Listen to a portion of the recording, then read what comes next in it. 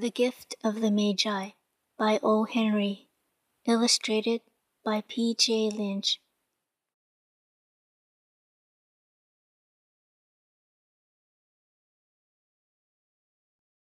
$1.87.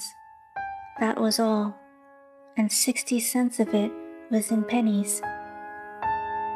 Pennies saved 1 and 2 at a time by bulldozing the grocer and the vegetable man and the butcher until one's cheeks burned with a silent imputation of parsimony that such close dealing implied. 3 times Della counted it, $1.87, and the next day would be Christmas.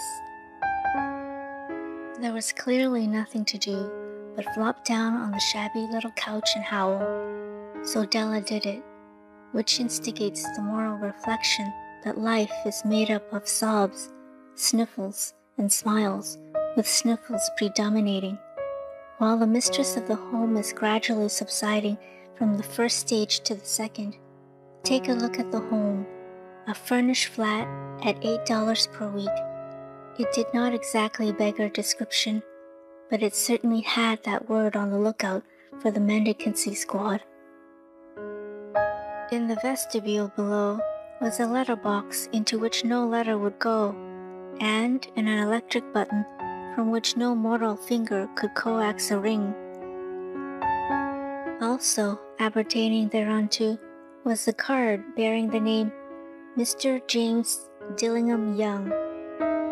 The Dillingham had been flung to the breeze during a former period of prosperity when its possessor was being paid $30 per week. Now, when the income was shrunk to $20, the letters of Dillingham looked blurred, as though they were thinking seriously of contracting to a modest and unassuming D.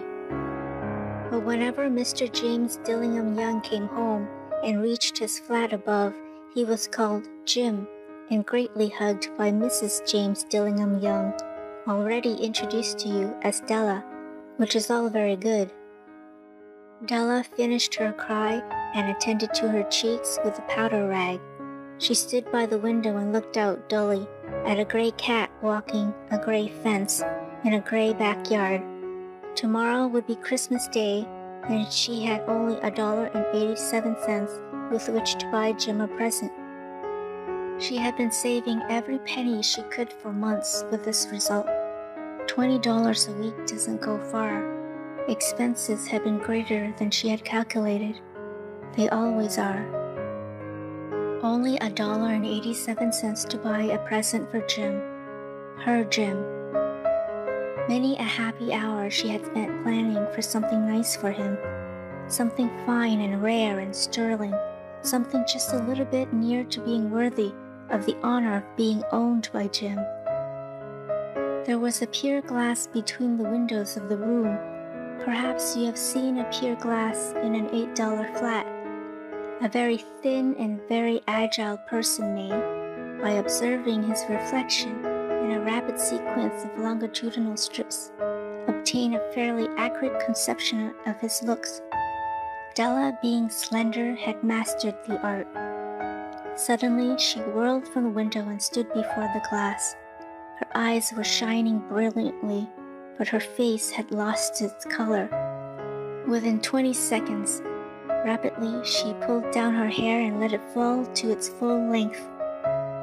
Now there were 2 possessions of the James Dillingham Youngs in which they both took a mighty pride. One was Jim's gold watch that had been his father's and his grandfather's. The other was Della's hair. Had the Queen of Sheba lived in the flat across the air shaft, Della would have let her hair hang out the window someday to dry just to depreciate Her Majesty's jewels and gifts.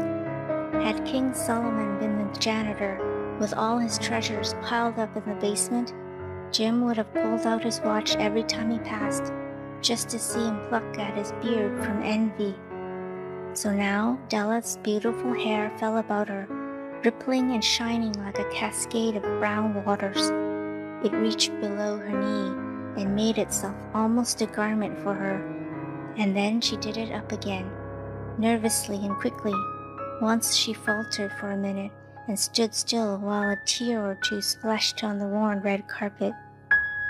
On went her old brown jacket, on went her old brown hat. With a whirl of skirts and with the brilliant sparkle still in her eyes, she fluttered out the door and down the stairs to the street. Where she stopped, the sign read, Madame Sofronie, hair goods of all kinds. One flight up Della ran and collected herself, panting. Madame, large, too white, chilly, hardly looked the Sofronie. Will you buy my hair? Asked Della. I buy hair, said Madame. Take your hat off and let's have a sight at the looks of it. Down rippled the brown cascade. $20, said Madame, lifting the mass with a practiced hand. Give it to me quick, said Della. Oh, and the next 2 hours tripped by on rosy wings. Forget the hashed metaphor. She was ransacking the stores for Jim's present. She found it at last. It surely had been made for Jim and no one else.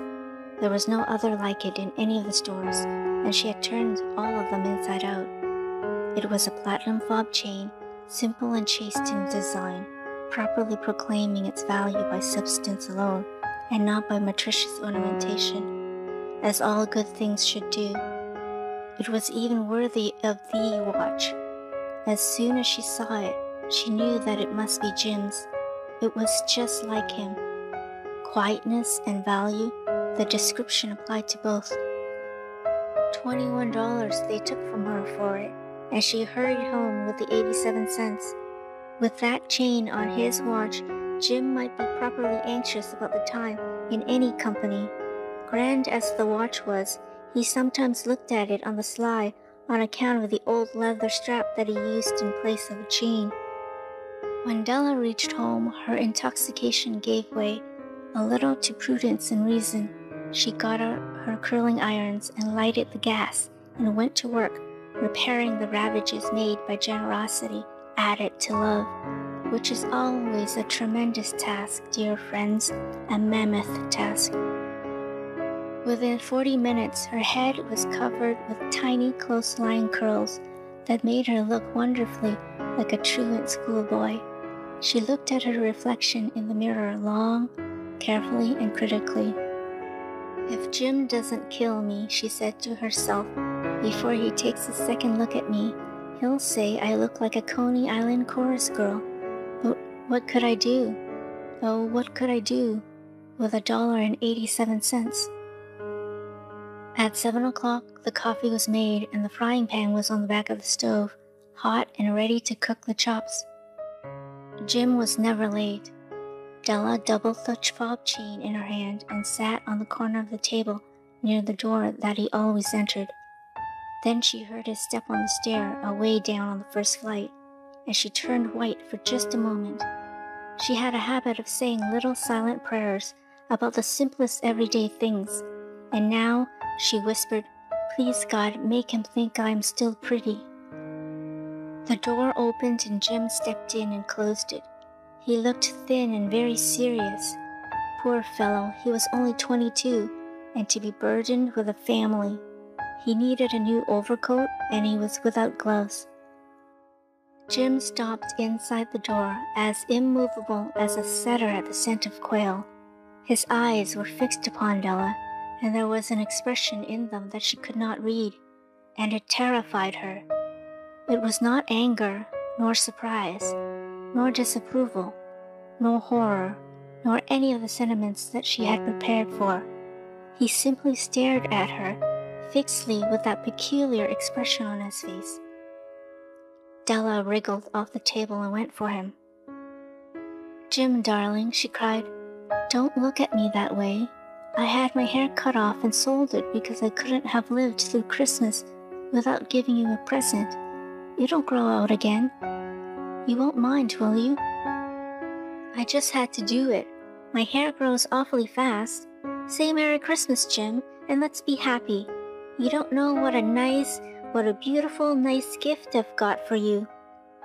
"You've cut off your hair?" asked Jim, laboriously, as if he had not arrived at that patent fact yet, even after the hardest mental labor. "Cut it off and sold it," said Della. "Don't you like me as well anyhow? I'm me, without my hair, ain't I?" Jim looked about the room curiously. "You say your hair is gone?" he said, with an air almost of idiocy. "You needn't look for it," said Della. "It's sold.